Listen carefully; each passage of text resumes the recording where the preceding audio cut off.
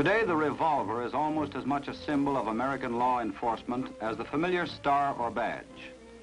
Through the years, it has grown to be still another common bond between peace officers of many different jurisdictions.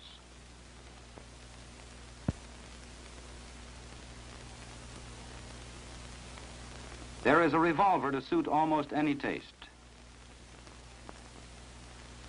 Some officers like a plain model with simple holster to match, such as those issued as regular equipment to special agents of the FBI. Others may prefer an ornate, nickel-plated gun, such as this automatic pistol, with intricate engravings and a tooled leather holster to match. Take your pick, but remember one thing. Plain or fancy, a revolver is no mere ornament or decoration. It's a most important and vital piece of your official equipment. Learn to use it safely and effectively.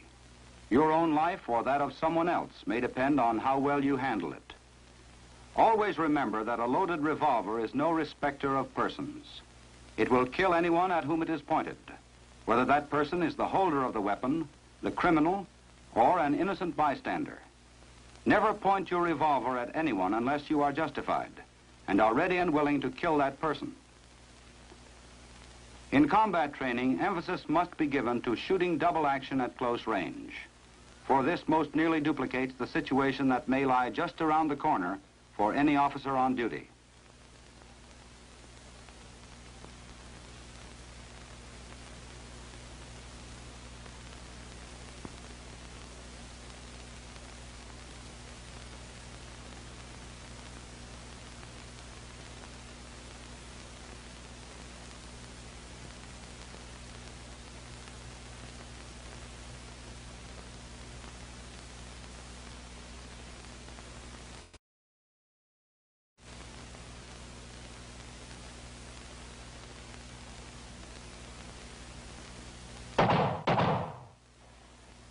With gun in shoulder holster, this criminal was no match for well-trained officers drawing and shooting double action from hip level. Remember, this is the fastest method of firing. It is accurate and effective up to 10 yards. When fired double action from the hip, the revolver is almost lightning fast. The weapon is cocked and fired in one continuous motion of the trigger finger on the trigger. With practice, both speed and accuracy will be improved.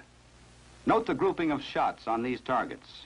They were fired at 7 yards from the first position on the FBI practical pistol course. However, without good form, speed and accuracy will be no better than hit or miss. Above all, learn good form and practice it religiously.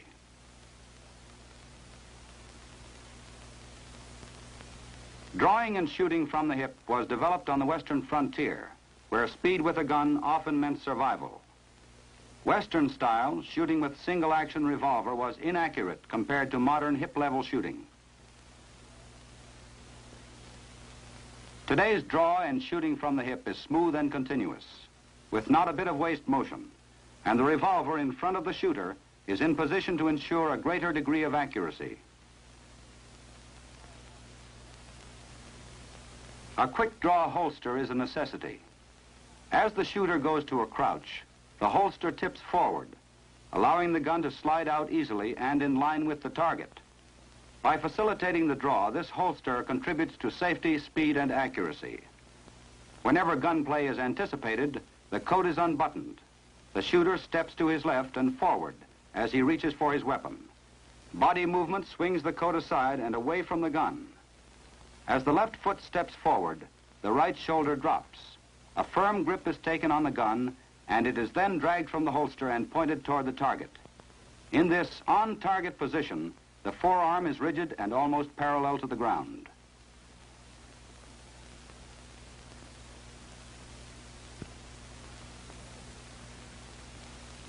Your grip is of utmost importance in double-action shooting.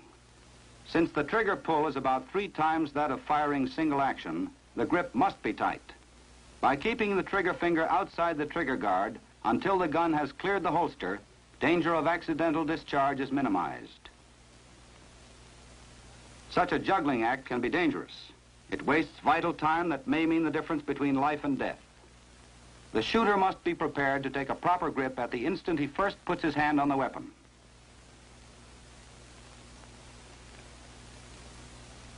Control of the trigger is another essential. Insert the trigger finger to the first joint or even further. Keep the wrist stiff and the grip tight. Pull the trigger steadily and evenly. Only the trigger finger is moved. Use the other finger to maintain a tight grip on the weapon.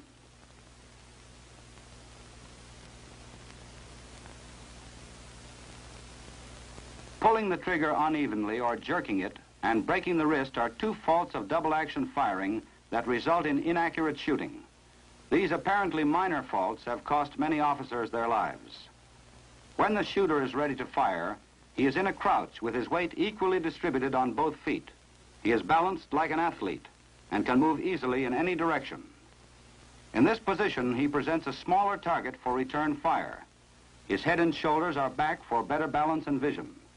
The shooter keeps his direct vision on the target. With his outer vision, he sees his weapon and lines it up with the target. The left hand is held near the revolver, for it must be readily available to take the weapon should the shooter be hit in the right hand or arm. Firing then can be continued with the left hand without changing position of the body.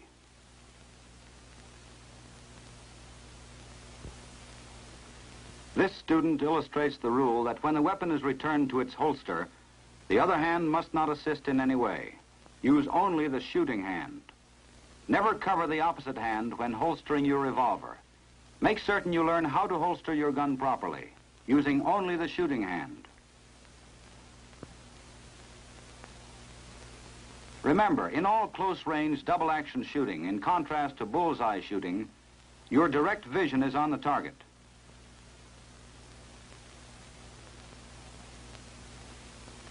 Firing from hip level, the gun will be seen in the outer vision.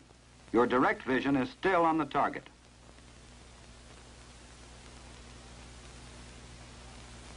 For close-range shooting, bringing your revolver to hip level is faster than raising it to eye level. And that split second you save by learning to shoot accurately from this position may well save your life. Effectiveness of hip-level shooting decreases as the target becomes more distant. Therefore, at ranges greater than 10 yards, bring the revolver to eye level. Fundamentals employed here are the same as in hip shooting. The crouch, the draw, the grip, and the trigger control do not vary. It is important that the shooter does not change his method of draw when firing from shoulder level. It should be the same fast, smooth motion that he uses when firing from the hip. There is only one difference. Instead of halting at hip level, the shooter swings his weapon up to shoulder level. The time necessary to bring the gun to shoulder level will be justified by the increased accuracy at greater distances. Eye-level shooting is properly called point shoulder shooting. The gun is pointed at the target in the same way that a finger would be pointed, and the direct vision is focused on the target, with the gun sight seen in the outer vision.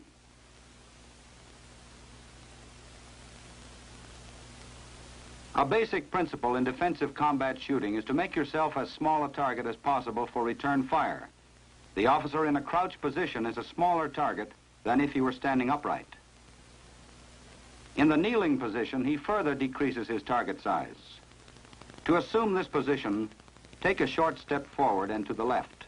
The other knee goes to the ground, and at the same time the shooter draws his weapon as for hip or point shoulder shooting. In addition to being a smaller target, the shooter has adopted a steady position.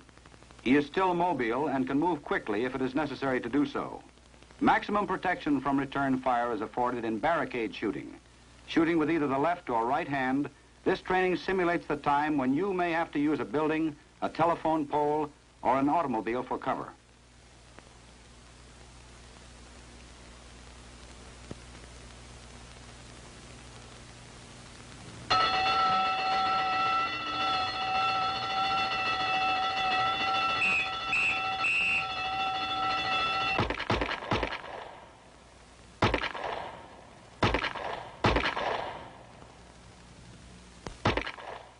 Taking advantage of the best cover available, this officer made himself the smallest target possible.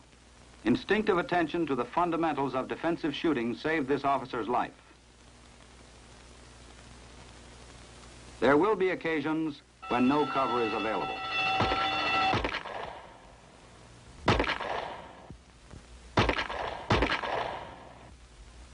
This officer learned his defensive positions well. With no cover available, he dropped to the prone position. With his feet together, he made himself as small a target as possible. And in this support position, accurate shooting up to 75 yards is possible. Constant practice in the fundamentals and positions of revolver shooting is required if a law enforcement officer is to achieve and maintain that shooting skill that one day may save his life. For those in training at the FBI Academy at Quantico, Virginia, a number of disabled weapons are available for such practice.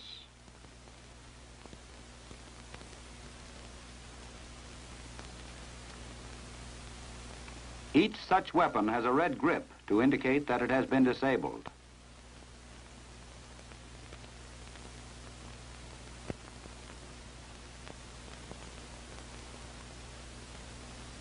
Here, before a full-length mirror, a man can correct flaws in his stance, his grip, and his defensive positions.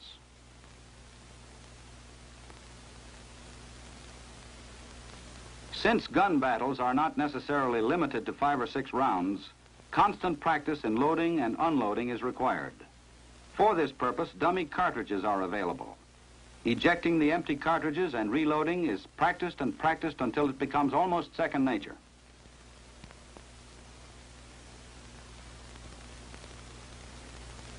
Any police department can easily disable a weapon that is beyond economical repair simply by removing its firing pin. After the disabled guns have been given distinctive red markings, they can be used in the squad room or training school. Dry firing and position practice can be accomplished safely with such distinctively marked, disabled weapons.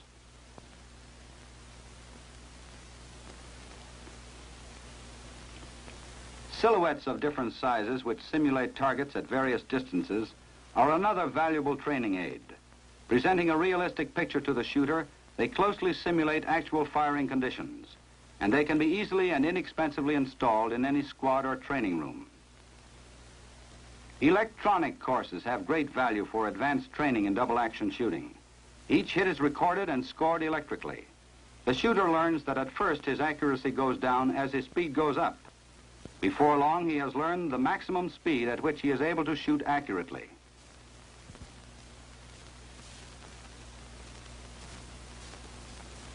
On the electronic dueling course, students are in direct competition. Here, essential speed and accuracy are developed under conditions similar to an actual gun battle. Through electronic control devices, the winner is determined with split-second accuracy.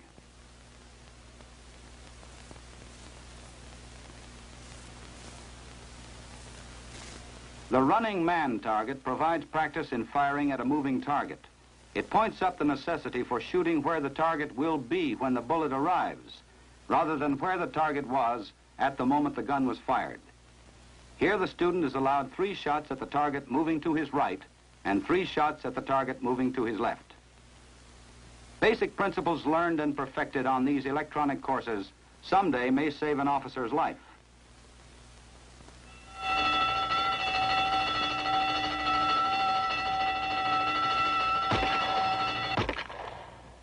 The officer fired from the hip to get the first burglar. Remaining in crouched position, he shot the second, using eye-level point-shoulder technique. He employed basic principles taught in all 3 electronic courses. Because this officer was well trained and kept himself in training, he survived. The revolver can be a lifesaver for the law enforcement officer and the person he is trying to protect. Its presence can even prevent a gun battle entirely, for the criminal will know by the way an officer holds his weapon that he is a well-trained man. In such cases, the criminal may well refuse to shoot it out with him. But there is a price that must be paid for this.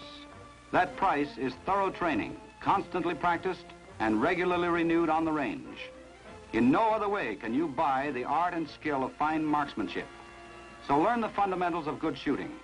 Practice them regularly and diligently until they become an instinctive part of everything you do with your revolver.